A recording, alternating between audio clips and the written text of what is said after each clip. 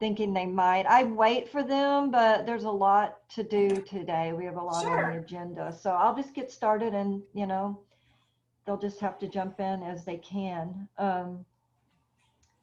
So how's she doing? Where's Misty? Oh, back to the original thing that was got us on the tangent. Uh-huh. Yes, I talked to some of the other trainers, and I was just mentioning some of the issues you were having, especially when you were out in the world and not being able to Yeah. redirect her, and Uh-huh. s- that issue in particular, and just the mouthing and the over arousal. And they Yeah. really, and Angela, one of our trainers, said that she'd be happy to do a consult with you. So Oh, nice. I sent the information. Just do a search in your email under, Plucky Puppy. But if you have Yeah. problem finding it, just Yeah. shoot me another one and I'll send it again. But Okay. yeah, and I think she's willing to do either an in-person, with social distancing and mask, or Yeah. she'll do a Zoom consult, Okay. and probably just one private consult Yeah. will go quite a ways to helping you get a handle on that and just kind of move forward with her. Okay. So something That's to think great. about. Yeah. Yeah, you can check it and see if you see it. And then if you're still interested and you want to get, and you don't see it, then just shoot me an email, because right now is the time. And a lot of the mouthing will go away, but you still got a long way. I mean, Yeah. they don't fully, it's not going to last 8 months, but as far as just finally the full set of adult teeth is not going to be till 8 months, and slowly but surely along the way the mouthing will stop to drop down. But you Uh-huh. want to be careful too, though, that you're not encouraging some bad habits for her lifetime, with Yeah, for like sure. the way you might be approaching it, or just to make sure that you're on the right track with that. And that's really Yeah. something a bit out of the scope of this classroom setting. Okay. So yeah, something to consider. Okay. Um, just wanted to talk a little bit about the question of, some people are wondering when can I stop treating my dog for behaviors when they do something that we like. And I was watching this video series called Puppy Culture, Uh-huh. and they addressed that question, and I really loved how they did it. And puppy culture is like a philosophy on how to raise a puppy, and it Uh-huh. involves a lot of things that we're talking about, but it gets even more in depth. And they start from with the litter, so it's like from the very beginnings up. If you ever Mhm. get a chance, they have it at the library. I got it. I watched it from the one from the library and went through it. But anyway, so when can we stop treating our dogs? And Jane Killian, I think's her name. She's talking about it, and she's saying, well, certainly we can start thinning out the treats and do Uh-huh. them more randomly after they've got a behavior. I'm going to put this in full screen. Hold on one second. After they've got a behavior down, start moving to thinning out the treats, and then using what we call life rewards, which I'm going to talk about in a minute. Mhm. But the other part of that answer was, why would we want to stop treating our dogs, um, rewarding our dogs? And basically, we want to keep rewarding them till the end, till it's all said and done. They talk about how there's a saying that life is good relationship is just a history of reinforcement. Oh, here Mhm. comes Jan, and I'm going to let her in, and then I'm just going to continue on.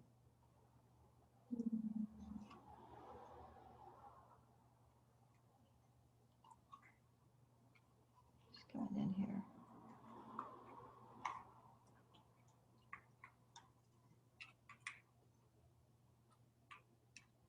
Well, I'll finish this thought while she's getting settled. Um, that a good relationship is basically a history of reinforcement, if you think about it. The people that we have in our lives, we just reinforce each other, we make each other feel good. And that's basically why we got a dog, is just to have a good relationship with them. So there's really no reason to stop rewarding them at any point. It's just, there isn't. I mean, we want to make them happy. And if we have some way to do that, then why not? You know what I mean? So, Yeah. so definitely you can start rewarding uh, every number instead of every single time. Hey, Misty. And then, like I said, incorporating some life rewards, which I'll talk about that when she's still not joined us yet. She's connecting to the audio. Well, I'll go ahead and finish my thought because, like I said, we have a lot to cover.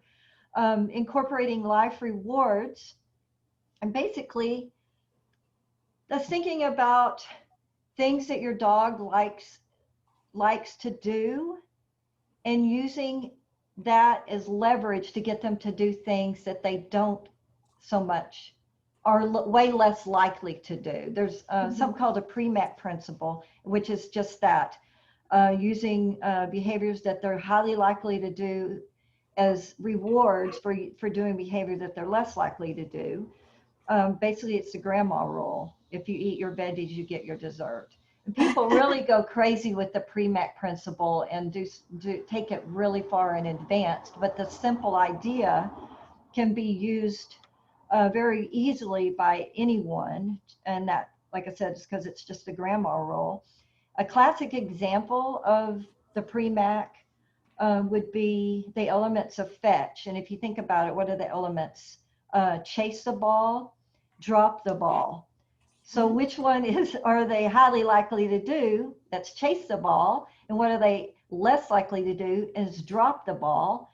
And so they drop the ball, we throw the ball. So they are getting rewarded with a life reward of chasing the ball for doing something that they not particularly wanted to do in the first place. They don't usually drop the ball naturally. What happens is they usually drop it, and then we throw it, and then they're rewarded for it, and then the cycle starts. You might have noticed the people in the park that might be distracted talking on the phone, and they're holding the ball, and the dog starts barking at them. They're like, oh, I want the barking to stop, so I'll throw the ball. And so what has the dog just been rewarded for is barking at them. So then that cycle of the dog barking, the person throws the ball. So and that starts like a whole, oh, here we go. She's coming back in again, must have had trouble. Let's try it again. But anyway, that was a bit of a digression. Basically using life rewards.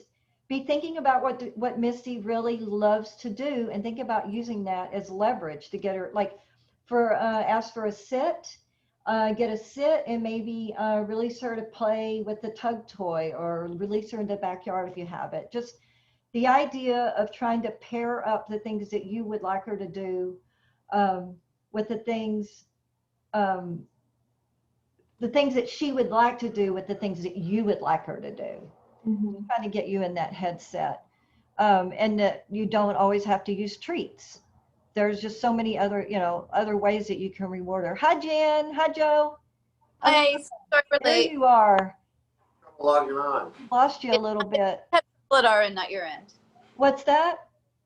We had trouble logging in at our end, not at your end. Okay. So, Jasper's doing good. Good. Where is he? Oh, Maybe put the camera down a little bit. There. Oh, look at that great settle. He's so big. He's growing every hour. Yeah, I can see that. Maybe a little lower with the camera. I'm still missing out on him. There he is. That's beautiful. Yeah, excellent, Joe. Just reward that calm, that chill behavior there on the mat. Yeah. And same with you, Allison. Just don't forget to reward what we want. Even if it's just, well, not even if, but exactly if they're just chilling out, because that's something that they will do more of when we reinforce it.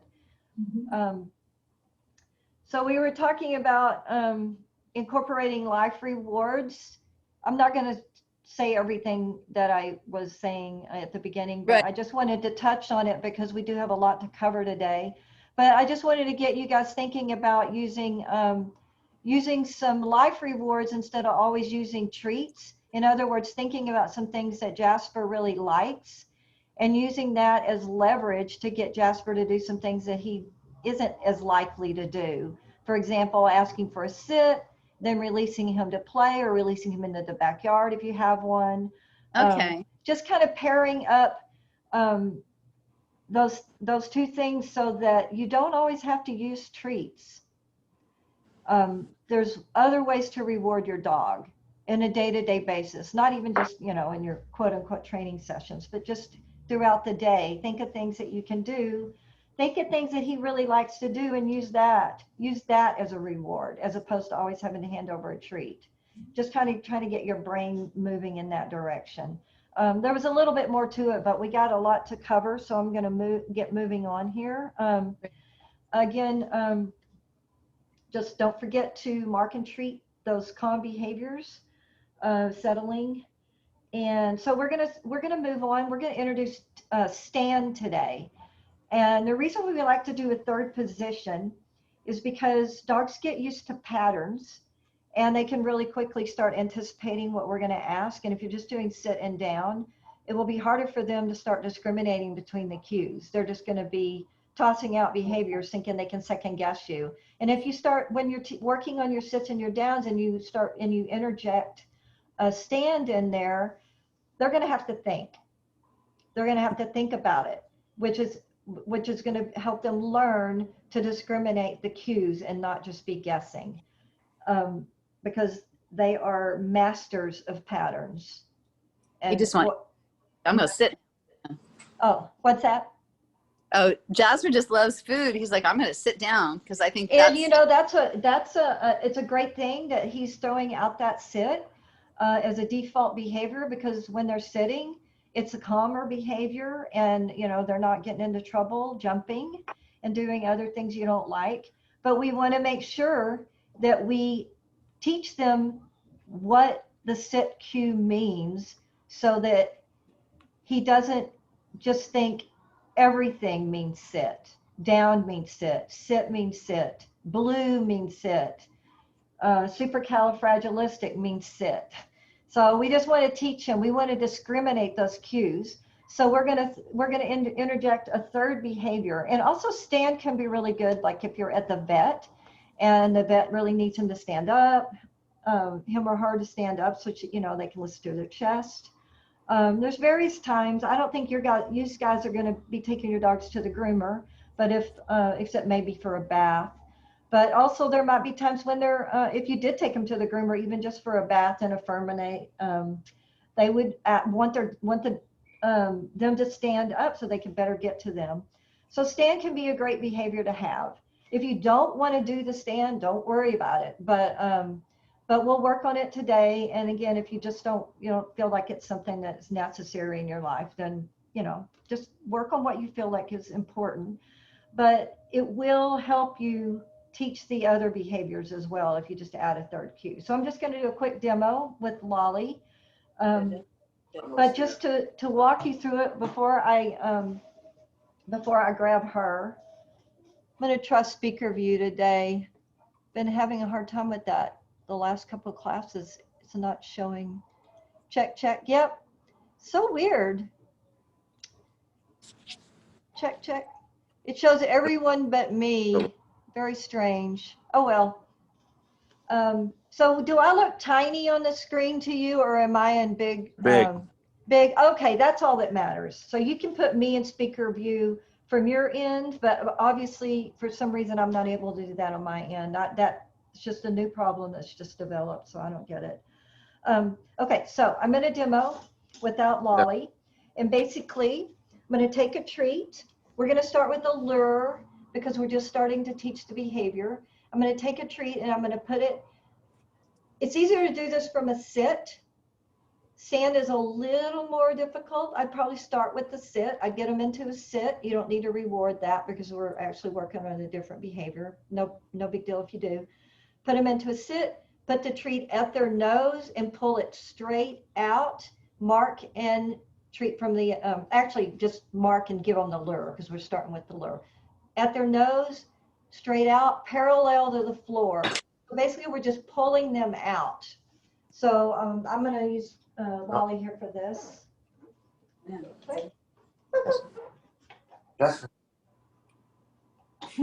So cute. So putting the treat at her nose, moving it out. I think I'm not seeing. And her nose, moving it out, click, and give her the treat. Does that make sense? Pretty simple. So just something smelly that'll, prompt them to move with the treat, mark it, and then give them the lure. Same principle, same process. Start with the lure, do that a few successful times, get the treat out of her hand, do it without the lure, mark and treat from the other hand, and slowly but surely the luring motion starts turning into a hand signal. So basically your stand hand signal is just going to be putting it at and moving it out like that, or whatever you choose it to be along the way. You can change it to whatever, but using the motion of the lure and morphing it into a hand signal. So you guys want to try a couple, 2 or 3 stands? I feel like we've been working so hard with Jasper on leave it and stay that he's like, really? I should move. So That's great. I'm glad to hear it. Those are 2 extremely important things to work on. That was beautiful, Allison. Excellent. you want to try, Jess? I'm gonna try again. Perfect. Good job, Misty. That's excellent. So, so I'm now going to take a look and see how Jasper's doing here with Joe and Jasper. So just get that treat right up on the nose. And I lost Jasper. You Yes. could lower it a little bit lower. I really want to be able to see his full body. Okay, go ahead and go for it. So start moving it outwards. He's a little reluctant to follow it. He's confused, so I would just stop and just wait it out for a second. I would actually toss a treat out. Yes. And I would also remove his little chew, because that chew is kind of muddying the waters a little bit. So I would remove that from his view. Oh. His little, was that a little chew on the ground that I saw in front of him? Like a treat of some sort? Good boy. Put it right at his nose and then put it parallel to the floor. Yes. He's a little confused with a lure. Some dogs are a little distrustful of a lure. So He's like, I is it just a learned. really smelly treat? Have you got a really smelly treat there? I'm trying to find one. Go get a piece of ham. The smellier the better. And Allison, I just have you work on some sits and downs over there if you would. I'll just be checking in with you a little bit. Have you got, oh, that's beautiful. You guys are doing great with that. You're completely to the hand signals now. Excellent. What's this one? Misty.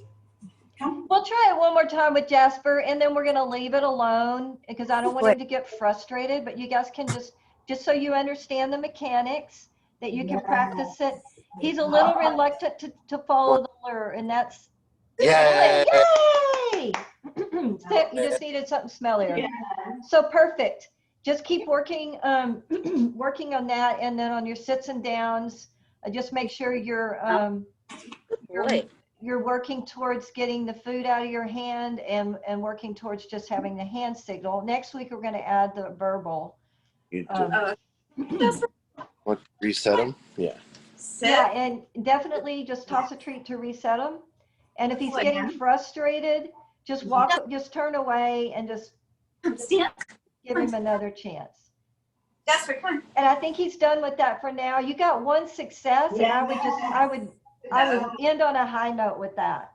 So that's looking good. So just keep working on your sits and downs. Still no verbal. Let's try to leave the verbal out. We're going to add that next week. You know what to do with that stand, Joe. I saw that you were successful. So try again another training session. Okay. So that's looking good. So we're gonna move on. Yes. We're working on some stay. This time I want to have you guys work on turning your backs, and we're going to start slow with that. And if you try testing them by turning your back completely to them, and they break their stay, then that's information that's too much too soon. Breaking eye contact is very hard for a dog. So we have to build slowly. And what that might mean is you might even just turn your shoulder, depending on what they're able to handle. First, maybe just turn a shoulder, then maybe just a semi-turn, and then a half turn, and then 180, and just slowly build towards that. Turn back, mark and treat, Yes. and then toss a treat to reset them for another stay. So let's give a few tries at this. Want to start with you, Allison? See where you're at.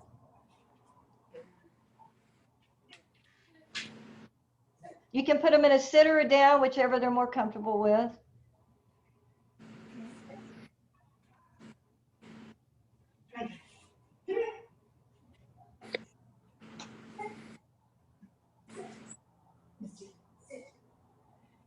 Yes. Stay. Misty. Stay. Stay. Stay. What? Yes. Good job. Nice, very nice, Allison. That was great. Yes. And then toss a treat. Yep, excellent. And if are you adding a release cue yet? Just be thinking Yeah. about that. Excellent. Okay, that sounds great. Wonderful. That's looking really good. The only thing that I would critique on that is try not to get in the habit of continuing to say to hold your hand out to stay, like stay, because then they're going to become dependent His leash. on your hand being Oh, I see. like that, holding that. Yeah. Try to remember, just go stay Yeah. once and then bring your hands back. Because eventually, if you're Got trying it. to get Okay. more and more distance, your hand's not going to be there for a Right. crutch for your dog. And then it disappears. And because dogs attend to specifics so much, Yeah. it'll fall apart because he's like, where's her hand? You know, it's kind of a part of it. Yeah. So that, other than that, that's looking Right. really good. Excellent. Let's see how it's going over Okay, here that's a with good point. Jasper. Thank you. Go ahead, Allison. That was a good point. Thank you. Okay, sure. Let's try that again with Jasper. I was looking away just for a split second. One more time with Jasper. Oh, you want me to Turn around. Okay. Okay. She didn't see any of that. Stay. Yes. Excellent. The only Bravo. thing with Jasper, sometimes he's like, okay, I'm gonna stay here, but I'm gonna take a nap. Good dog. Well, that's okay. He's practicing stay. I mean, if he's going to sleep, then yeah, That's I what- think he's checked out of the training session. So yeah, I wouldn't really call that a stay. Yep. But if he's still somewhat alert, then I would call that a win. Yeah. Just be sure to keep him in That the was watching game. him. Go ahead. Joe, go ahead. I'm sorry. No, he is paying attention. Okay, excellent. And He is paying. one way to When keep, she turned around, Yes. Good job. sorry, what? I'm sorry, I was letting you Go ahead. finish. Sometimes the delay in the technology kind of throws both of us, Yeah. everyone off. So I'm going to stop talking and I'll let you finish your thought. Oh, well, no, it's just that he is paying attention, but Okay, when good. she's spent a little too much time looking away, he thought if he laid down, that would help get her attention. Oh, okay. Like was he's good, I think. throwing, he's offering a lay down to maybe get the treat faster. And that is great. He's actually going Yeah. into a more relaxed position. Some people are really sticklers. If I start in a sit, I want them to stay in the sit for the duration of the stay. But all I care about is that they stay. I don't care if they start in a sit, slide into a down, start in a down, stand He's into doing a it. sit. Fantastic. And the only thing I would add is that's looking really good, Joe and Jan, is be sure and start incorporating a release cue, free, okay, and toss a treat for him. And then also I think that as you toss a treat and release him and reset him again, it just makes him more and more alert to the game. And I lost my train of thought. Oh, and then again, we're also just a reminder, the reason we also want to release them is because we want them to know there's a beginning of stay and end of the stay, and they are not the ones that are going to end the stay. We are the ones that are going to end the stay. So that's what makes it a stay, is that we release them. When we wait so long, they release themselves, and it's not a stay anymore. That is the essence of a stay. um, I was laughing because I don't know if you guys are Seinfeld fans.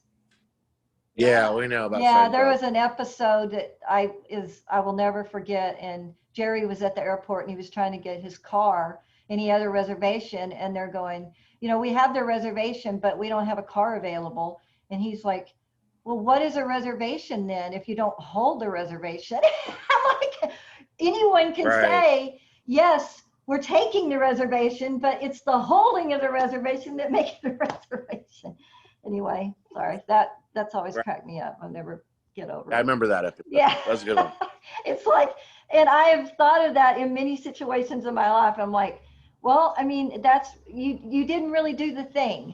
It's not the thing that it's supposed to be. Right. If you didn't hold the reservation. So anyway, Right. Again, on the stays, the biggest mistake people make is going too fast, and everything falls apart. They have to practice success. So we have to make it as easy as we need to make them successful. And that means in every environment, you might have to morph it. You might have to regress back to an earlier step to make them successful in that setting. That setting might have more distractions. If you take it out into the world, and you're dealing with with distractions that you're not dealing with in the living room, then you're not going to be able to ask for as much. And it's okay to test them once, see where they're at, but don't test them again.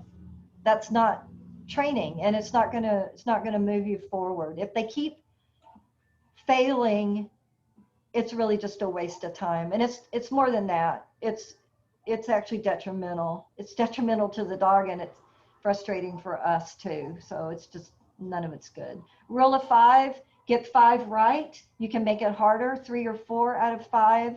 Stay where you are, keep working on it. 1 or 2 out of 5. It's too hard, and you need to immediately make it easier for them. Don't repeat the cue, and don't hold your hand out. Just put it out once, say stay, and then bring your hand back. Release them from the stay before they release themselves. Okay. So we're going to move on. That's looking really good. You guys are really on track with that. I can see you guys are doing the work. We're going to move on to the third step of leave it. The third step, we've gone from closed hand to open hand, holding it far enough away and high enough up to make them successful. Open hand, we don't want them to go for it at all. Closed hand, they can go for it. They just need to disengage. So open hand, don't go for it at all. We're still going to keep an open hand. We're going to put, we'll have the treat in our hand open, and then we're going to actually lower our hand to the floor. And that's a bit of a game changer once we touch the floor. It's not as hard as the treat by itself on the floor, but it's still hard because the floor belongs to dogs. And once our hand rests on the floor, it's going to be way more tempting for them to go for it. So if you graduate up to the step 3 and they fail a couple of times, please go back to an open hand and make it easier for them, up and out. We don't want them to get frustrated. Can you give us a demo? Failing. I definitely will do that. Oh. So I'm going to use Lolly. I'm just going to warn you, I don't work on this with her too much, so she probably won't be able to do the food on the floor, but I'll work up to it. The dog that can do that is my Chihuahua, and I can't handle her crazy energy today. So I'm just gonna work with my chill dog. Okay, so always warm up with a closed hand. Unless you're getting so far advanced, you don't need to do that. We want them to get used to. Just doing a demo right now. to warm up to the game.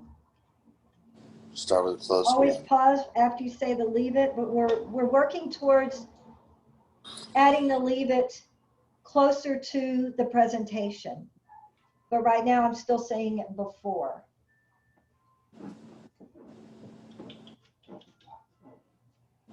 Leave it.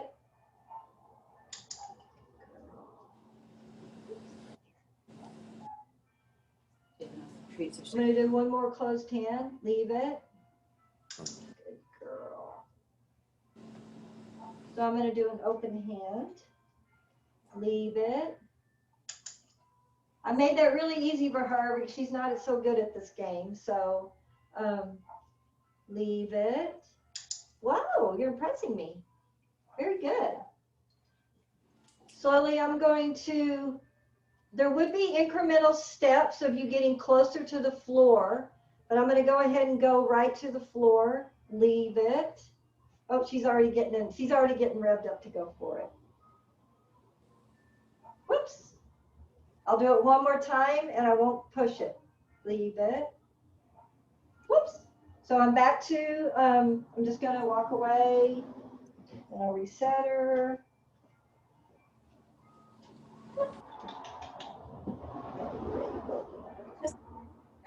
Leave it. But she's being successful at the open hand, but I just can't get it to the floor yet. Leave it. Excellent. So just work with them where they're at. Try to start working your way down to the floor. Go ahead and try to do one on the floor today and just see. But don't, if they get too wrong, don't keep trying. Make it easier for them. I know I keep repeating that, but it really is the secret to success. Leave it. Leave it. Leave Now, it. actually, sorry to interrupt, Joe, but I can't see Jasper. Oh, I'm sorry. That's okay. Camel. Oh, he's looking at me. Hi, Jasper.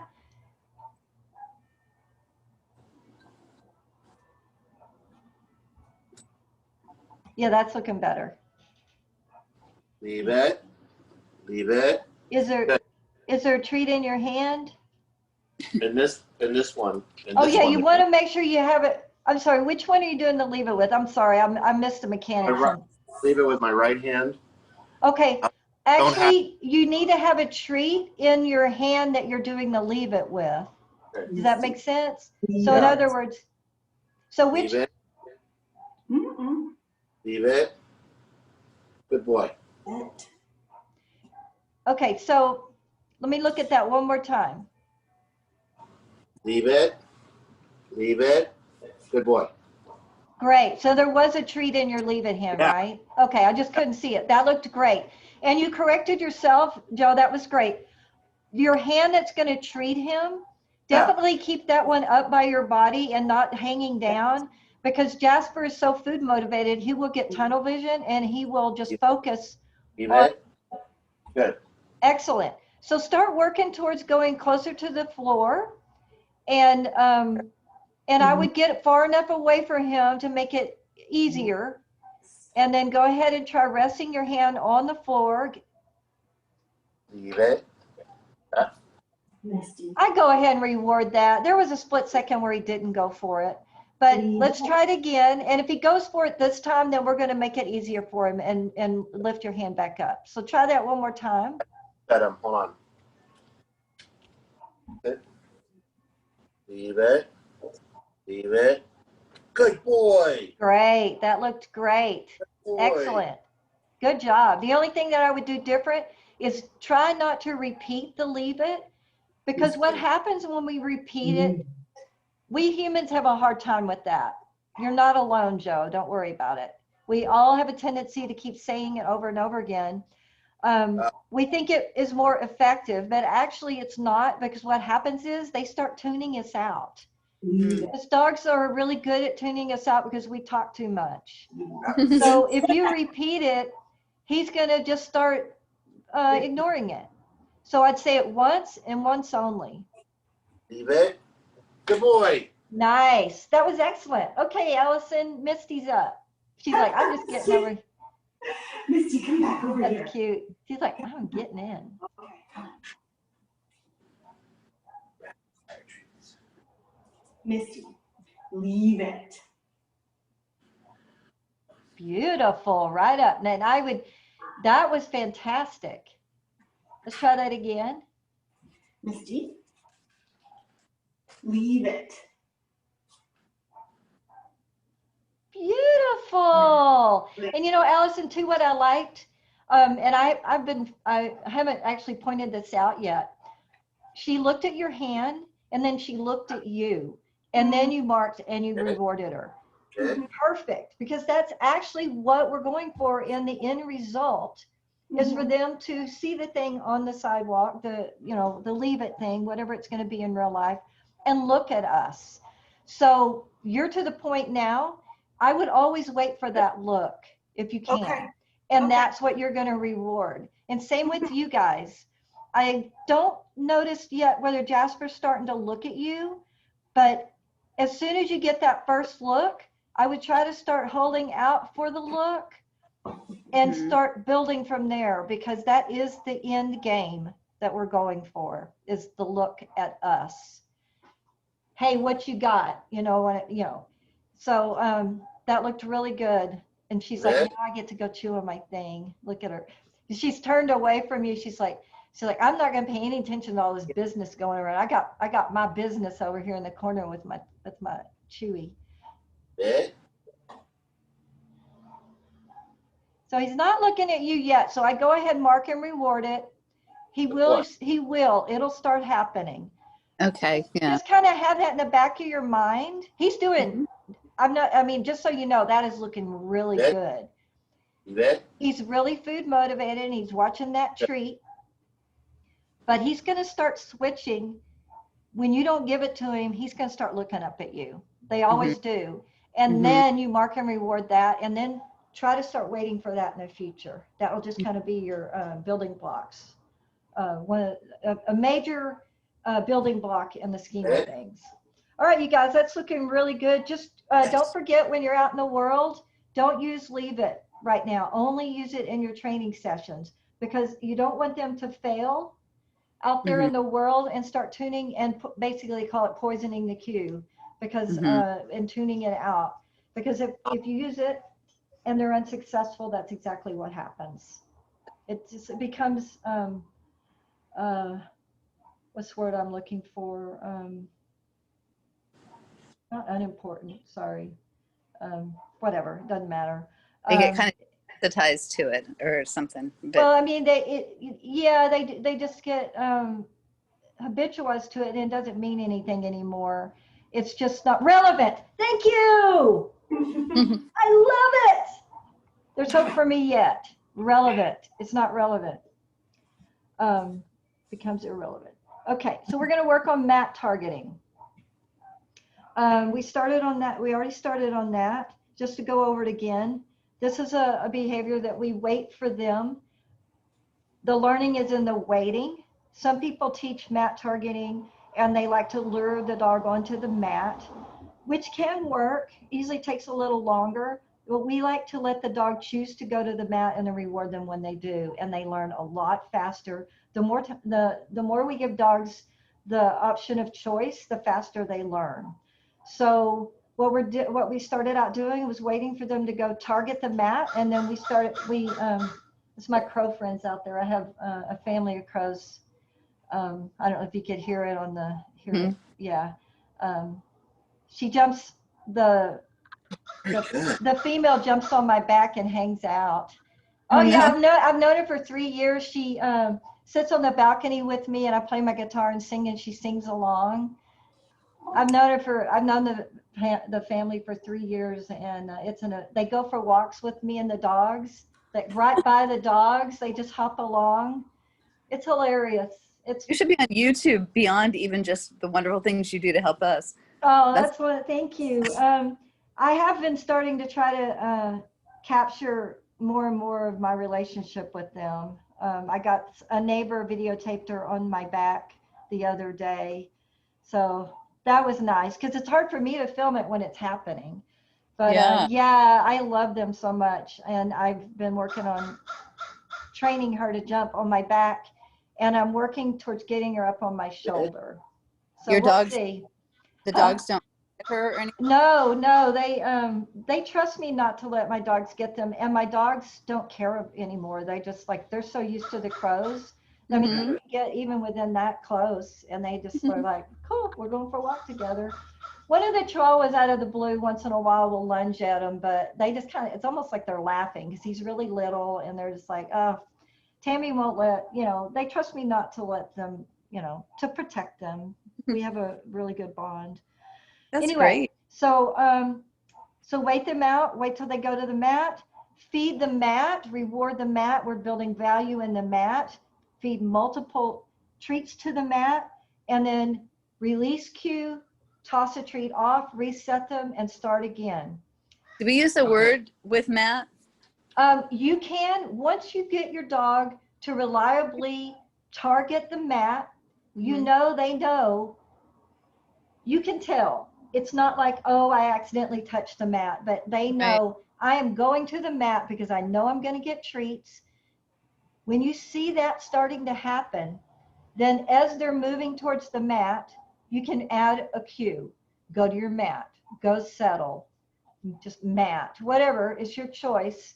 So you can start interjecting that cue as they're moving towards the mat. Then when they get to the mat, start feeding the mat, building duration, rapid fire feeding, release cue, toss the treat off. I can do a quick demo with Lolly. She's not as interested in the mat as my chihuahuas are, but again, I don't really feel like dealing with my crazy Chiwi today. So I'm going to do a quick demo with Lolly with the mat. She's getting better. You're getting better, aren't you, baby? Get a bunch of treats ready. Okay. So I'm going to lay the mat on the floor, You have to go right to the mat. and I'm going to wait for her to target it. Instant response. So I'm going to prompt her up, got her on the mat, feed, multiple treats, jackpot, and then one treat to reset. Okay. And I'm going to wait her out again. We're gonna reset. Let's go get it. One thing you can do to kind of prompt them is to kind of walk around the mat a little bit, get some activity. I'm going to move this a little bit. Watch it, man. I'm going to put it right there a little further out in the room. You can move the mat. I'm going to wait till she goes all the way on it if she will. Yes, we're good on your mat. Good, baby, go. She did a little drive-by, but that's okay. I don't care. She put all 4 feet on the mat. That's what I'm going for. My criteria right now is 4 feet on the mat. Okay. Yeah, good boy. Then I release her off with the release cue. Sit down. Oh, good boy. I have a question. Okay. Okay. Question. Yeah. Go for it. What's the relationship between the mat and the kennel? So I think that Misty, by preference, would go to her mat. You see, she went there on her Yeah, own. she really seems to want to. Yeah, but she would go there more often than her kennel. And we're feeding her in there, and she sleeps in there, and she stays in there sometimes. But when she finds like a delicious treat or she wants to go settle down, she doesn't go to her kennel to settle down or to chew on something marvelous. She'll go to her mat. And is that her mat that's outside the kennel? So you have a mat in the kennel and then another mat outside the kennel? Is that what you're saying? Yeah. I think she just prefers I would say she prefers having the open space around her. Okay. Yeah, I mean, if she has her druthers, Yeah. I think it's just a matter of preference. The kennel is more enclosed space, and it just works better for her. I mean, I think it might be as simple as that. But okay, and we're usually sitting over more by that mat than there's no place to sit. So maybe. Well, that is definitely could be a factor in it. If it's closer to you, yeah. Okay. Yeah, Okay, as I long mean, as that's fine, then you want her to go, you want her to go, to want to go in the kennel as much as she wants to go to the mat that's outside the kennel. And I don't know if that's going to happen because, especially if you're not sitting right by the kennel. Yeah. Oh, what do you do? Oh my goodness, that's adorable. She's like, here, I want to hug you and chew and be on camera all at the same time. Oh my God, that was cute. moment. Okay. Magical little moment that we caught on film for infamy because I am recording this. That makes yes. Um, so yeah, the answer to that is, first of all, I don't really know for sure. Yeah, Who knows the goings on in little Misty's mind? yeah. Certainly not us. But if I was going to guess, I would say she prefers not to have the enclosed space. I mean, I think some dogs actually like being enclosed a little bit. It makes them feel safer. But I think, Yeah. and also I think that you sometimes close the kennel, right, and leave her in it, correct? Yeah, for sure. So she knows that that's a possibility. Therefore, she would be less likely to want to go in there. If she has a choice between being somewhere that doesn't have the possibility of closing her up or being somewhere that has a possibility of closing her up, she's going to choose the former, not the latter. Sure. Yeah. So that's my best guess on that. So let's try some mat targeting. Let me check the time real quick. We've got still want to go over recall, so I want to allow some time for that. So let's just work on this for maybe 3 or 4 minutes and see what we can do with that. So I would pick the mat up,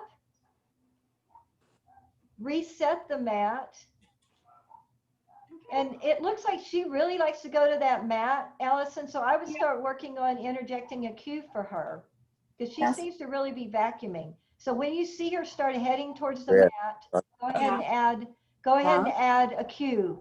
I mean, if you want, you don't have to, but some people really like to be able to say, say if you have guests come over and you want her to go settle and you've really got your mat targeting down good, you can just say, Misty, go settle. And she just goes over to her mat, leaves the new guests alone until, they settle down. It just gives her a place to go chill that she wants to go and sort of wait until further directions, or not wait, just to hang out. So that's totally your call whether you want to put an actual cue in there or not. But it's just something to think about. And then I feed the mat. Nice. Lots of treats on the mat, only one treat to reset. Beautiful. And when they lay down or sit, and this is Joe and Jasper, I just wanted you guys to hear this, to stop maybe for a second. When they lay down or offer a sit on your mat, that is a jackpot.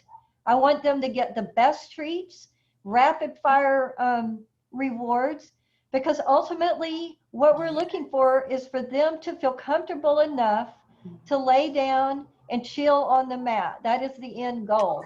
So if they're already to that, boom, boom, boom, and it's going to be a little more likely they're going to go and lay down on it again of their own volition, not because we made them.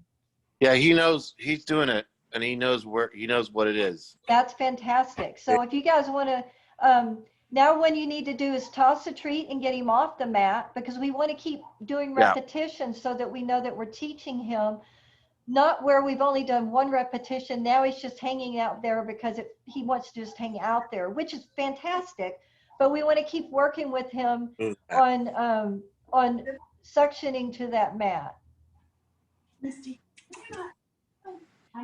What I'd like for you to do, Jan, is actually let her choose to go on her own right now. In other words, wait for her to go to the mat without you pointing to it.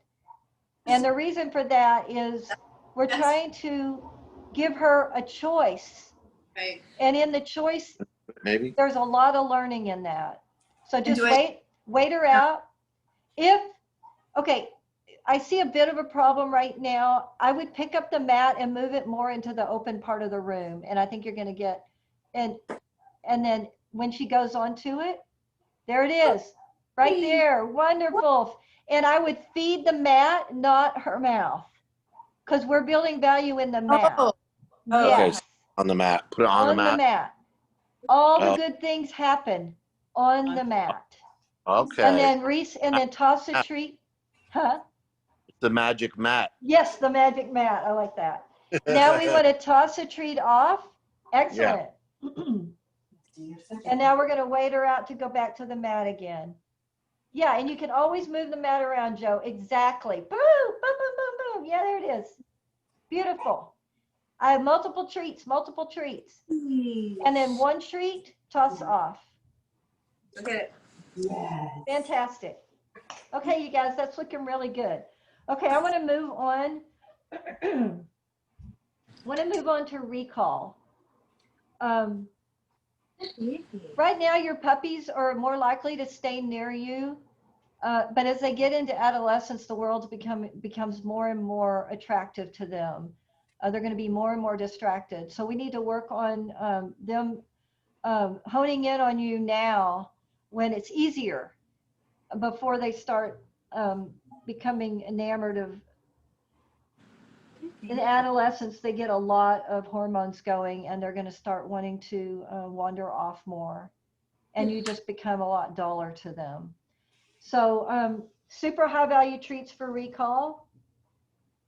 Pick a recall cue. Do you guys have one that you want to use? You can. I mean, come is fine. Whatever works. Yeah, we use come. Okay, that's excellent. So what we want to do is you can do this off leash, preferably off leash in a safe area, either in your house, your backyard, somewhere you know that they're safe. And I want you to wait for your dog to kind of be looking away from you, not paying attention to you. I want you to say their name. When they orient towards you, I want you to then say the recall cue and be excited and animated, so that they'll run towards you. And as they start moving towards you, and basically as they disengage from where they are, mark and reward them when they arrive. So we're going to mark them as they're moving towards you and reward them when they arrive. Okay. The thing about it is, unless they orient towards you when you say their name, don't deliver the recall cue, because they're not going to come. It's only going to work if they turn towards you, and then you have a high rate of success at that point. If they don't orient towards you, they're probably not going to come, and then you're just going to be poisoning your cue. So I'm going to do a little demo with Lolly.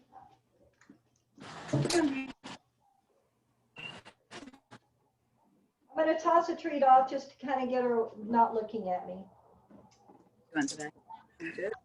I'll try. Lolly, come! Yay! So I waited till she turned towards me. Then I delivered the recall cue. It's very important at this point in time that you wait for that orientation. So let's try a little bit of that, and then I'm going to actually do a little bit of lecture about the rules of recall. But I want to have you guys practice this just for a minute. So get them up and around. Wait till they're a little bit distracted and not staring right at you if you can. If you can't get that, just toss a treat off. Get them kind of looking in a different direction. I tried tossing a treat for Misty. And if you can't get her to, and wait till she's not, say her name now, Allison. Misty. Misty, come. Yes. Excellent. That was great. You waited till she turned towards you. And then mark as she's moving towards you. The reason this isn't imperative. You can mark when they get back to you. But the idea of marking as they move towards you is what you're doing is rewarding them from disengaging from whatever it is they were interested in. Right. So that's just kind of the philosophy behind it. Misty. So let's take a look at Jasper. I've lost him on the camera again. There we go. Excellent. So let's get him a little distracted from Joe. Yeah, there you go. Now, say the name. Wait till he looks. Jasper. Come here. Beautiful. I loved it. Another thing that just wanted to add, it's really nice to get in the habit of when they come to you, reaching out and doing a little harness or collar grab and then delivering the treat. There's a couple of reasons for this. One is it builds good feelings in being grabbed by the harness or collar. Being grabbed by the collar is one of the #1 bite stimuluses. It's in the top 5. It's actually, it can very much be about stimulus. So we want to work on giving them good feelings about being grabbed by their collar. And, you know, in the future, some stranger grabs them by their collar. God forbid they were to get loose or, you know, be somewhere where that need to happen. We wouldn't want them to like react to that. So we want to build good feelings about being grabbed. The other reason is it discourages drive-bys. You know that dog at the park? Mm-hmm. I'm sorry. That you see them being called? Mm-hmm. They run up, they come almost to the person, and then they swirl by and take off again. If you get them used to you reaching out and grabbing a collar and then delivering the treat, maybe not every time, but a lot, then they're going to be more apt to come all the way into you when you recall them. Yes. That's part of the deal. Yeah. Perfect, Allison. So try to get in the habit of that. And also dogs can be fearful of being grabbed, and that will really help with that situation. That's really helpful.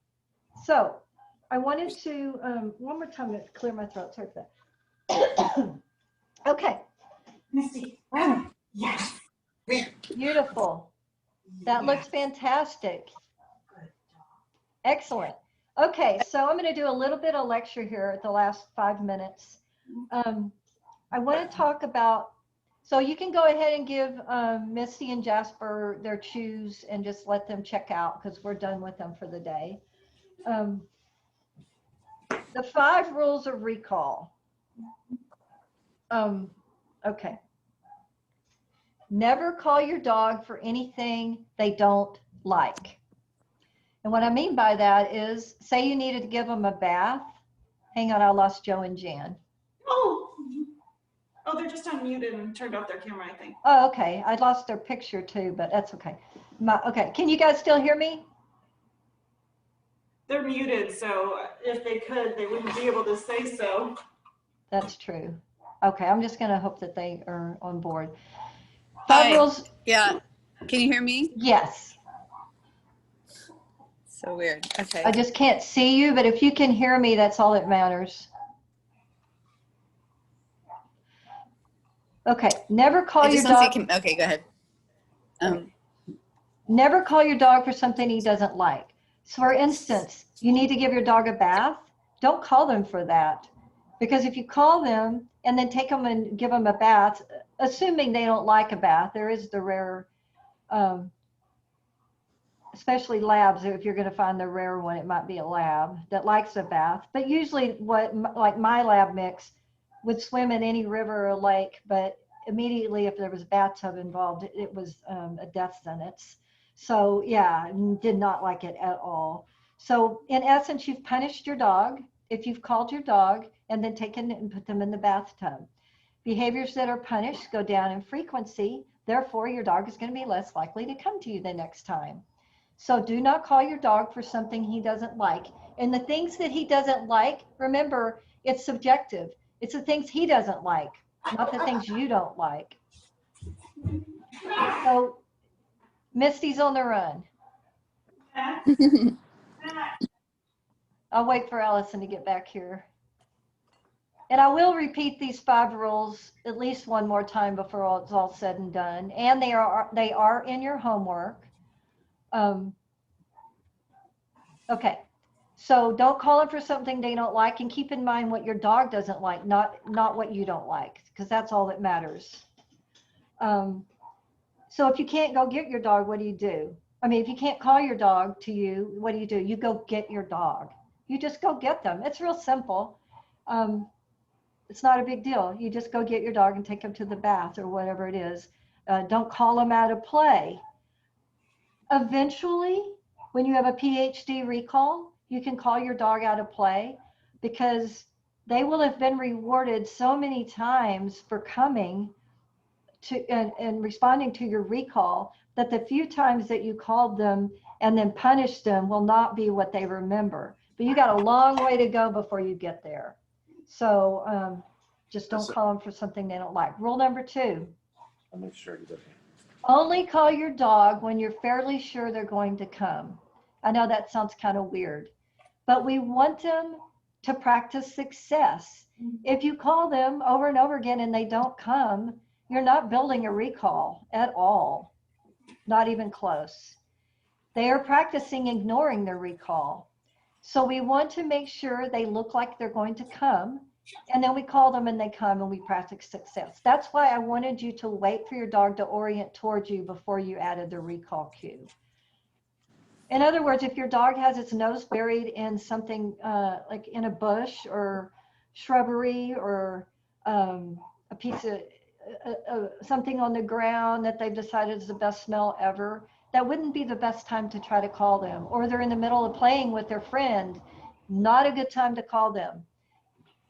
Again, when you have a PhD level recall, you should be able to use it for things like that, but not now. We're training the recall right now. So rule number 3, if you make a mistake on rule number 2, go get your dog. Don't just keep repeating it.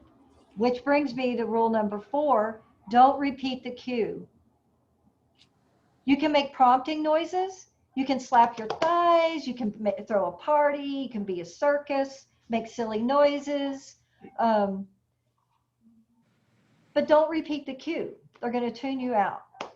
And rule number 5, huge payoff, the best payoff you have, the most high value treats you have should always be reserved, should always be used for recall.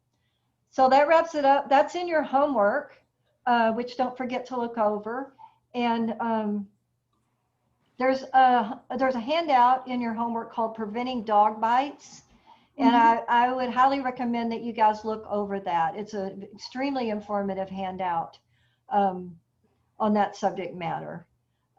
Anyway, that's it for today, guys. Enjoyed and have a great week, okay?